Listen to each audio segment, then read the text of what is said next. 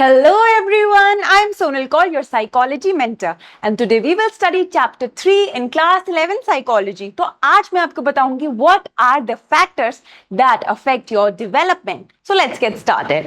तो हम यहाँ पे तीन चीजें देखेंगे, बहुत इंटरेस्टिंग है. You just have to pay very close attention. तो सबसे पहले हम देखेंगे heredity, environment and genotype and phenotype क्या है. So let's get started. हमारी होती है हेरिडिटी.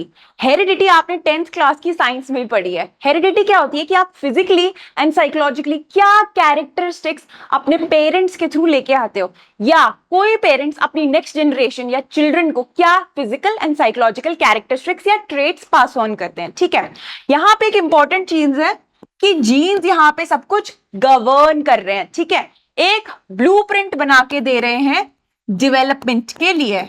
ठीक है, एक और चीज देखो, यहां पे प्रिंसिपल ऑफ हेरिडिटी भी फॉलो होता है. ठीक है, जो कहता है कि जो ट्रेट्स है ना हमारे, they are passed on from one generation to another, from another to the next and it goes on. तो एक एग्जाम्पल से समझो, कोई इंसान है, वो बहुत इंट्रोवर्टेड है, यानी बहुत कम बात करता है, असर्टिव नहीं है. उसके पास जेनेटिकली ये चीज आई अपने पेरेंट्स के थ्रू. उसके पेरेंट्स भी बहुत कम बात करते हैं, इंट्रोवर्टेड है, सोशली ज्यादा मिक्सअप नहीं होते. ठीक है, बट ऐसी एनवायरमेंट उसे मिली जहां पे लोग बहुत ही एक्सट्रोवर्टेड है, and no matter what you have to assert yourself. Maybe वो मीडिया रिपोर्टर बन गया तो उसे बात और इंटरेक्शन करना ही पड़ेगा. तो यहां पे हम कहते हैं कि एनवायरमेंट का भी एक रोल है डेवलपमेंट को डिसाइड करने के लिए, और इसमें हम सारे एक्सटर्नल कंडीशंस को बोलते हैं, जिसमें फैमिली भी आता है, कल्चर भी आता है, फ्रेंड्स भी आ जाते हैं, वर्क प्लेस के लोग भी आ जाते हैं, everyone who is outside of you. And एक और चीज होती है यहाँ पे, ये शेप करता है कि जो इनहेरिटेड ट्रेट्स है ना, वो कैसे एक्सप्रेस करेंगे खुद को. जैसे कि मैंने आपको अभी एक एग्जांपल दिया कि इंट्रोवर्टेड इंसान है, बट क्योंकि उसकी एनवायरनमेंट ऐसी थी जहां पे ज्यादा बोलना पड़ रहा है, तो यहीं से उसे शेप मिल रही है एनवायरनमेंट के थ्रू. यहाँ पे ना एक इंपॉर्टेंट इंसान का नाम आपको पता होना चाहिए, जो है सैंड्रा स्कार. सैंड्रा स्कार ने 1992 में एक स्टडी दी. उन्होंने बोला कि जो भी डेवलपमेंट है ना, वो हेरिडिटी प्लस एनवायरनमेंट दोनों की वजह से होती है. ठीक है, ऐसा नहीं कि सिर्फ हेरिडिटी से हो रही है, एनवायरनमेंट से. It is mix of both. So you have to remember this.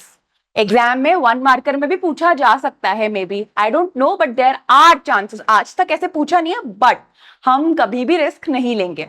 अब एक और चीज समझो, इन्होंने बोला कि कोई बच्चा है, मानो वो शॉर्ट है, उसके पास शॉर्ट जीन्स आए हैं, उसके पेरेंट्स शॉर्ट थे, उसको कितना ही अच्छा न्यूट्रिशन मिल जाए, एक ऐसा एनवायरनमेंट मिले जहां पे उसे बोला जाता है स्पोर्ट्स खेलो, अच्छा खाना खाओ, ठीक है, योगा करो, बट उसकी हाइट फिर भी एवरेज से ऊपर तो नहीं जाएगी. ये बात समझो कि जो जीन्स है ना, वो एक लिमिट सेट करते हैं कि इसी लिमिट में इंसान ग्रो कर सकता है. ठीक है, एनवायरनमेंट का रोल यहाँ पे स्टॉप हो जाता है. अब जो हमें ये मिलते हैं ना जीन्स, ये जीनोटाइप के फॉर्म में मिलते हैं, तो इससे ही हम हमारा जेनेटिक मेकअप भी कहते हैं. बट हमारा जो जेनेटिक मेकअप है, वो बाहर वाले को नहीं पता ना कि हमारे पेरेंट्स से हमें क्या मिला है, तो वो फिजिकली ऑब्जर्वेबल ट्रेट्स के फॉर्म में ट्रांसफर होता है फिनोटाइप के थ्रू, जहां पे हमारे एनवायरनमेंट और हेरिडिटी दोनों का रोल है.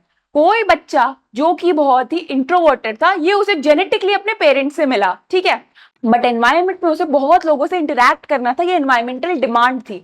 तो वहां पे क्या हुआ, हमने देखा कि उसकी पर्सनालिटी बहुत ही एक्सट्रोवर्टेड टाइप बन गई. ठीक है, आपकी पर्सनालिटी, इंटेलिजेंस, जो भी आप नेकेड आई से खुद की या सामने वाले की ऑब्जर्व कर सकते हो ना, वो हमेशा फिनोटाइप में आती है.